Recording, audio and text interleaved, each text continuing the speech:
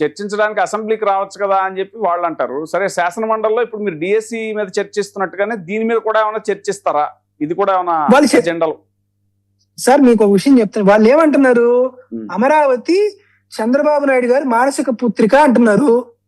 ఆ మానస పుత్రికి మనందరం పెళ్లి చేసి, మనందరం కాలుగోళ్లు తీసి, మనందరం కట్నాలు ఇవ్వాల్సి వస్తుంది. రాష్ట్రంలో ఉన్నటువంటి 28 జిల్లాల ప్రజలు అడిగితే మనల్ని అభివృద్ధి నిరోధకులు అంటున్నారు, గొడ్డల పార్టీ అంటున్నారు.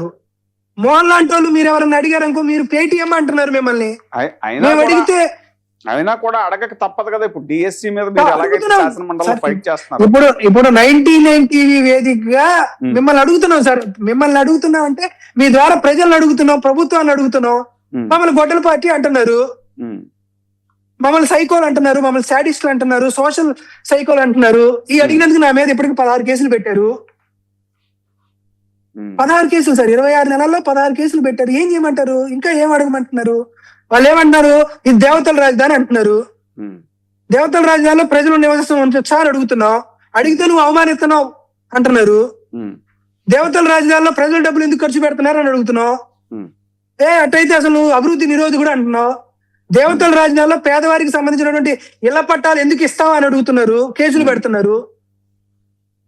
ఆయన అడిగితే దాని వల్ల ఏమంటున్నారు, పవిత్రమైన కాదు సార్. ఇప్పుడు మేమేమన్నా అడిగితే ఏమంటున్నారు, అసలు స్వయంగా క్రిస్టమస్ మాసంలో యేసుక్రీస్తు నా కల్లోకి వచ్చి ఈయన అమరావతి ఉండాలి అని అంటున్నారు అని అన్నాడని చంద్రబాబు నాయుడు గారు చెప్తున్నారు.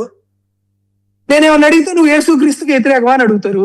నిన్నేమంటున్నారు, వెంకటేశ్వర స్వామిని నేను వర్చువల్ గా ప్రతిరోజు తలుచుకొని అమరావతి నిర్మాణానికి వెంకటేశ్వర స్వామి ఆశీస్సులు ఉండాలని అంటున్నారు అని అన్నాడు ఆయనే.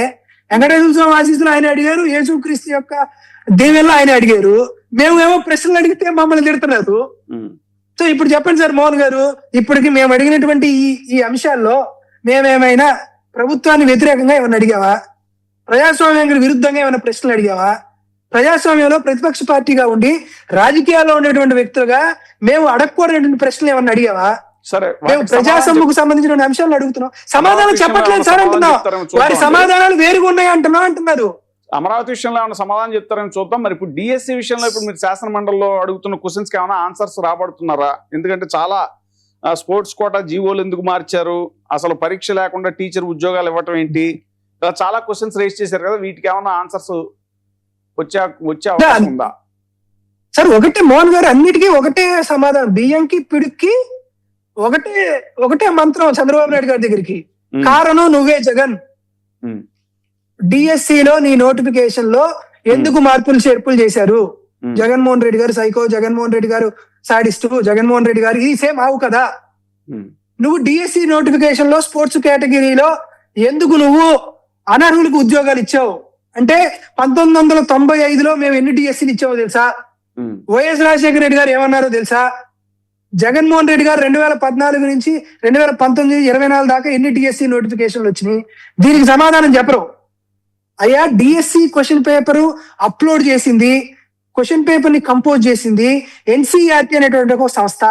ఆ సంస్థే క్వశ్చన్ పేపర్ ని ఈ సర్వర్ లోకి అప్లోడ్ చేసింది. ఆ సంస్థలో పనిచేసేటువంటి అవుట్ సోర్సింగ్ ఉద్యోగి నవీన్ అనే వ్యక్తికి మొదటి స్థానం ఎందుకు వచ్చింది? అతనికి ఏమన్నా క్వశ్చన్ పేపర్ ముందే తెలుసా? క్వశ్చన్ పేపర్ అప్లోడ్ చేసిన సర్వర్లు ఒకసారి మీరు బహిర్గతం చేయండి. సర్వర్ లో ఎవరెవరు లాగిన్ అయ్యారు, ఆ ఐపీ అడ్రస్ ఏంటి? నవీన్ కి ఆ ఐపీ అడ్రస్ లో లాగిన్ అయ్యేటువంటి వెసులుబాటు కల్పించారా? ఒకవేళ కల్పించుంటే నవీన్ కి క్వశ్చన్ పేపర్ తెలిస్తేనే ఫస్ట్ మార్కులు వచ్చినాయా? ఒకవేళ నవీన్ దాకే ఆగినాయా? నవీన్ గారి నుంచి ఆ క్వశ్చన్ పేపరు మోహన్ కి, నాగార్జున యాదవ్ కూడా వచ్చిందా? మేము అడిగినటువంటి చాలా మౌలికమైనటువంటి ప్రాథమికమైనటువంటి ప్రశ్న. దీనికి సమాధానం చెప్పట్లే.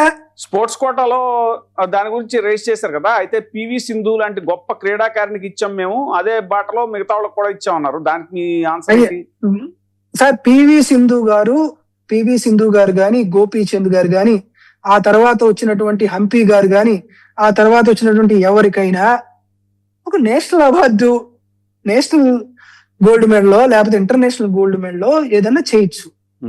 సో ఇప్పుడు మోహన్ గారు, పివి సింధు గారికి మనం డెప్యూటీ కలెక్టర్ ఇచ్చాం. ఏమి ఇచ్చాం? డెప్యూటీ కలెక్టర్ ఇచ్చాం. ఉద్యోగం డెప్యూటీ కలెక్టర్ ఇచ్చాం. ఆమె డిప్యూటీ కలెక్టర్ ఉద్యోగం చేస్తుందా సార్? వచ్చి ఆర్డీఓ ఎక్కడైనా ఉద్యోగం చేస్తుందా సార్? No. మీరు చెప్పండి, ఆర్డీఓగా ఉద్యోగం చేస్తుందా? ఎక్కడైనా సబ్ కలెక్టర్ ఉద్యోగం చేస్తుందా? లేకపోతే ఎక్కడైనా R&R ఉద్యోగం చేస్తుందా? చేయట్లేదు కదా. అరే బాబు, నువ్వు స్పోర్ట్స్ కూడా ఆడితే ప్రభుత్వం మిమ్మల్ని ప్రోత్సహిస్తూ మీకు ఉద్యోగం ఇస్తుందని చెప్పాల్సిన విధంగా మనం పివి సింధు గారి ముందు పెట్టాం. పివి సింధు గారు భారతదేశానికి గర్వకారమైనటువంటి క్రీడాకారిణి, దాంట్లో డౌట్ లేదు. ఇప్పుడు 450 మందికి మీరు స్పోర్ట్స్ కేటగిరీ ఉద్యోగాలు ఇచ్చారు కదా. మేము 16,000 మందిని తప్పు పట్టట్లా. ఈ 460 మందికి స్పోర్ట్స్ కేటగిరీలో పత్తాలాట ఆడి, అంటే ఇది ఏమంటారు, పేకాట ఆడి ప్రపంచ స్థాయిలో భారతదేశం యొక్క మువ్వెన్నెల జెండాని రెపరెపలాడించినటువంటి ఆ మహానుభావుడి పేరేందో చెప్పండి.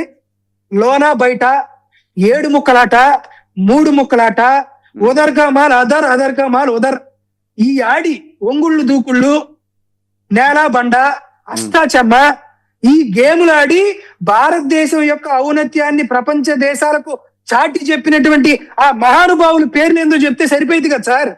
మేము కూడా సెల్యూట్ కొడతాం. పివి సింధు లాగా ఎవరన్నా ఉంటే మేము కూడా పిలిచి, మేము కూడా ఒక శాలువా కప్పి సన్మానం చేస్తాం. మోహన్ గారు ఎవరన్నా తెలుసా సార్ మీకు? పేకాట ఒలింపిక్స్ లో ఏమన్నా ఉందా? మీరు చేసిన డిఎస్సి ఉద్యమానికి ఒరిస్సా నుంచి కూలీలు తీసుకొచ్చారంట, గంజాయి బ్యాచ్ వచ్చారంట. అది జంజీ బ్యాచ్ కాదు, గంజాయి బ్యాచ్ అంటున్నారు.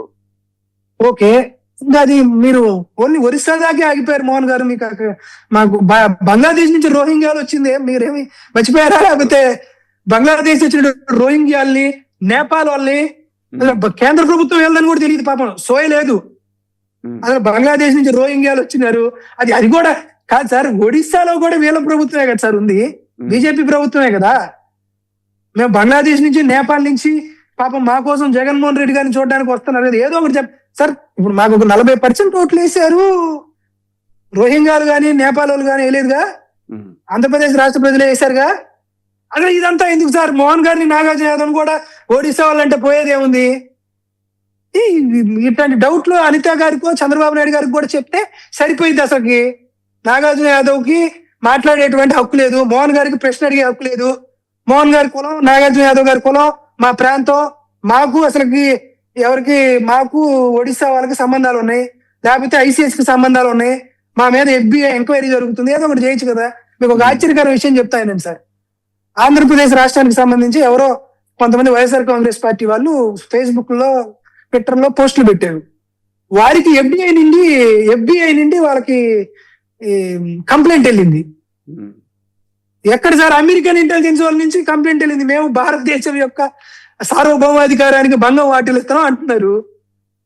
కాబట్టి ఏదైనా వీలైతే ఏదైనా ప్రివెంటివ్ డిటెన్షన్ యాక్ట్ అని ఏదైనా కొత్తది ఒక చట్టం తీసుకొచ్చి ఆంధ్రప్రదేశ్ కాక్రోచ్ పార్టీ ధర్మేంద్ర ప్రధాన్ రాజీనామా చేయించినట్టు మరి లోకేష్ గారితో చేయించగలరా మీరు రాజీనామా? సార్, నరేంద్ర మోదీ గారికి, నారా లోకేష్ గారికి చాలా స్పష్టమైనటువంటి తేడా ఉంది. ధర్మేంద్ర ప్రధాన్ గారికి, నారా చంద్రబాబు నాయుడు గారికి చాలా స్పష్టమైనటువంటి తేడా ఉంది. నీట్ ఎగ్జామ్ అనే దాంట్లో క్వశ్చన్ పేపర్ లీక్ అయిన దానికి వాళ్ళు బాధ్యత వహిస్తూ కాక్రోచ్ జనతా పార్టీ వాళ్ళు ఇచ్చిన దానికి వీరు రాజీనామా చేశారు. అటువంటి నైతికత చంద్రబాబు నాయుడు గారిలో ఉందా లేదా అనేది మేము అడుగుతున్నటువంటి ప్రశ్న కదా. అంటే వాళ్ళ నైతికత సమస్య కాదు, నేనే పెద్ద ఆ ప్రశ్నకు సమాధానం చెప్పట్లేదు. సో మేమేం అడుగుతున్నాం, ఇప్పటికిప్పుడు ఈ నోటిఫికేషన్ క్యాన్సిల్ చేయమని అడగట్లా.